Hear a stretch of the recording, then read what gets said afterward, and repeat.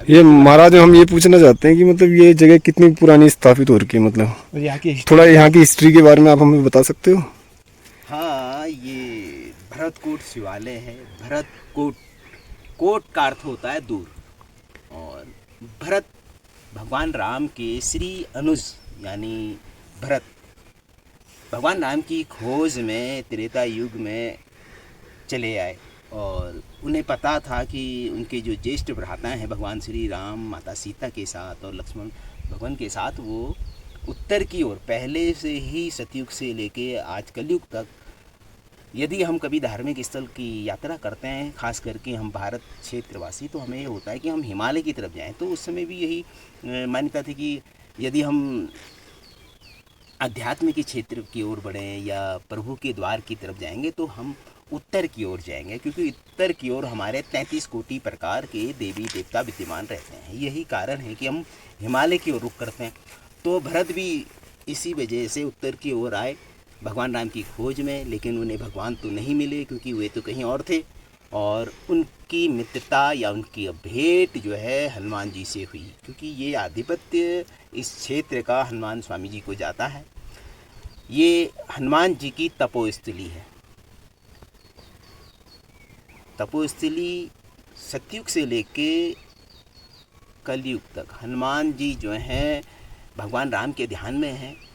तो वे आज भी हैं, उस युग में भी थे, आज भी हैं, और चारों युगों में वे हैं, क्योंकि वो चिर चिरंजीवी हैं। मित्रों, एक होता है अमृत चिरंजीवी, एक होता है चिर चिरंजीवी, एक होता है चिरंजीवी। तो हनुमान स्वामी जो है अमृत चिर चिरंजीवी हैं, हर युगों में रहेंगे, जब युग नहीं होगा तब भी रहेंगे। और वे हमेशा अपने आराध्य के प्रति समर्पित हैं। और यही कारण है कि भरतकोट में बाबा शिव के साथ हनुमान स्वामी भी विद्यमान हैं।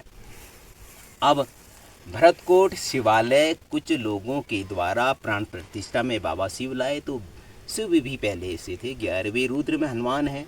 तो दोनों शक्ति विद्यमान यहाँ मौजूद अवस्था में मैं उन आराध्य शक्तियों को कृपा बनी है मुझ पर उस इष्टों की कि वो मुझे दर्शन देंगे।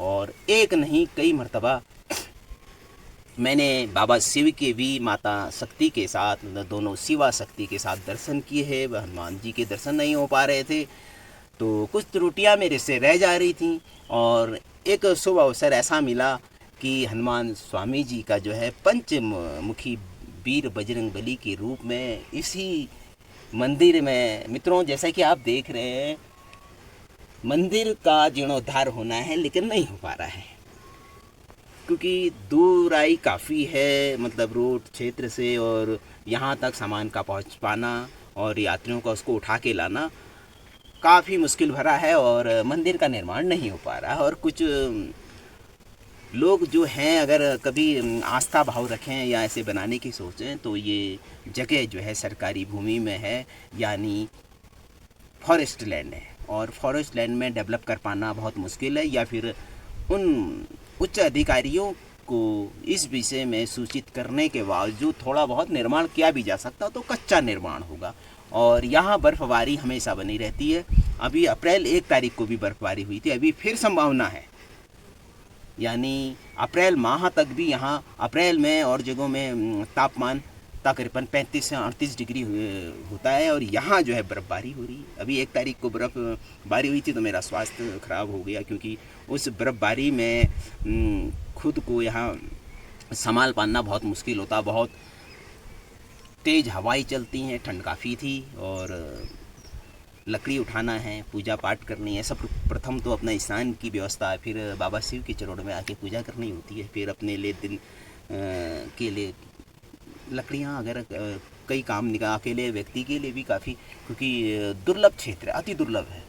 और जिस भी दिशा में आप जाएंगे तो आपको बहुत सावधानी से काम करना होता है, क्योंकि कौन सा जानवर, आप तो जानवर को नहीं देख पाएंगे लेकिन जानवर की निगाहें आप पे बनी रहती हैं। अब रही बात मेरी, तो मेरे तो आराध्य की कृपा ऐसी बनी हुई है, कितना ही खतरनाक पशु हो वो मुझे सामने से देखने के बावजूद ही अपनी दिशा, अपना पथ प्रदर्शन अलग करता है, पथ बदल देता है, यानी अपना रास्ता बदल देता है, वो मुझ पर अटैक नहीं करते हैं। अब कृपा शिव की है या मेरी माई की मुझे नहीं पता, लेकिन जानवर मैं छू के गुजरता हूँ, चाहे वो बाघ हो या भालू। और मैं आपसे यही विनती निवेदन करूँगा कि यदि आप जंगल आएँ तो यहाँ की शांति को भंग ना करें, क्योंकि इस क्षेत्र का सबसे शांति प्रिय क्षेत्र है और मनोहारी दृश्य यहाँ पे है। तो कोई भी व्यक्ति अहंकार में ना आए। बाबा शिव के धाम आ रहा है तो धाम का मतलब होता है आप प्रभु के द्वार पे जा रहे हैं, प्रभु के घर पे जा रहे हैं, आप प्रभु के चरणों में जा रहे हैं, तो आपके भाव भी शुद्ध हो, आपकी नियति भी शुद्ध हो, आपकी वाणी भी शुद्ध हो, आपका कर्म भी शुद्ध हो। मुझे आपसे कुछ भी आस या अपेक्षा नहीं होती है, क्योंकि मैं आस या अपेक्षा करूं तो अपने शिव से करूंगा, आपसे नहीं। लेकिन आपसे सिर्फ विनती करता हूं कि ये सीज फायर है, यदि आप रास्ते से होके गुजर रहे हैं तो ये फॉरेस्ट भी आप ही का है। अधिकारी कर्मचारी तो सिर्फ वेतन ले रहा है, लेकिन हैं तो आप ही के, तो आप इन्हें नुकसान ना पहुंचाएं, ना यहाँ के जानवरों को और ना ही यहाँ के पेड़ पौधों को। आप लगा नहीं सकते तो उनको नुकसान पहुंचाने का भी आपको अधिकार नहीं है। ज़्यादा कुछ ना कहते हुए इतना ही कहना चाहूँगा, यदि आप यहाँ आते हैं तो मेरी तरफ से जो भी आप सामान नहीं ला पाते हैं, भूल जाता, तो यहाँ बना रहता है, चाहे वो कुछ भी हो, और मैं वो आपको दे सकता हूँ और दिया ही होगा।